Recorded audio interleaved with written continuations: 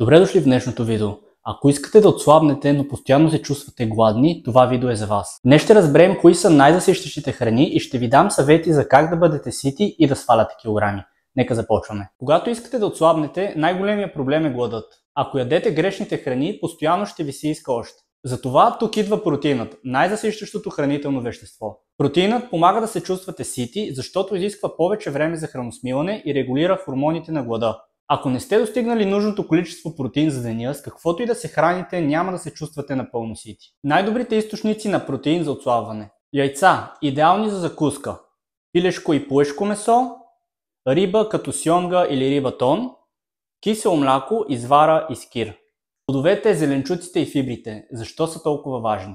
Има една група храни, които често се подценява при отслабване. Плодовете и зеленчуците. Те са нискокалорични, богати на фибри и ви помагат да се заситите без да прекалявате с калориите. Фибрите забавят храносмилането и ни помагат да останем сити за по-дълго. Зеленчуците като броколи, спанак, краставици и домати съдържат много вода и почти никакви калории, което означава, че можете да ядете големи количества без да напълнявате. Плодовете като ябълки, круши и горски плодове са чудесен начин да задоволите глада за сладко, но с естествени захари и фибри. Най-добрите плодове и зеленчуци за отслабване: спанак, броколи, краставици, домати, тиквички и карфиол, киви, ябълки, круши и горски плодове, моркови и чушки. Какво е водно зареждане и защо помага при отслабване? Един трик, който ще ти помогне да ядеш по-малко, е водното зареждане. Какво означава това?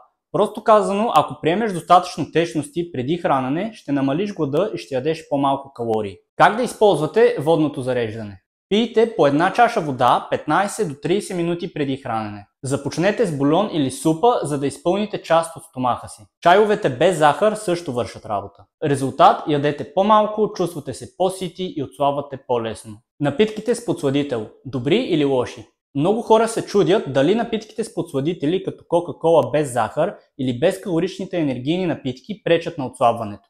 Отговорът е не точно. Подсладителите нямат калории, което означава, че сами по себе си не водят до напълняване. Но при някои хора предизвикват по-голям глад за сладко. Какво да правите? Ако нямате проблеми с глада след безкалорични напитки, можете да ги пиете. Ако забележите, че след тях ви се хапва още повече, по-добре ги намалете. Финални съвети и обобщение. Фокусирайте се върху протеина. Ако не сте изяли достатъчно, няма да се заситите. Яжте повече зеленчуци и плодове. Те са нискокалорични, богати на фибри и ще ви помогнат да се заситите. Използвайте водното зареждане. Пийте вода преди хранене, за да ядете по-малко. Напитките с подсладители не са страшни, но ако предизвикват глад, може да ги намалите. Ако видеото ви беше полезно, може да се абонирате за канала ми, като кликнете тук. Благодаря ви за гледането и до следващото видео.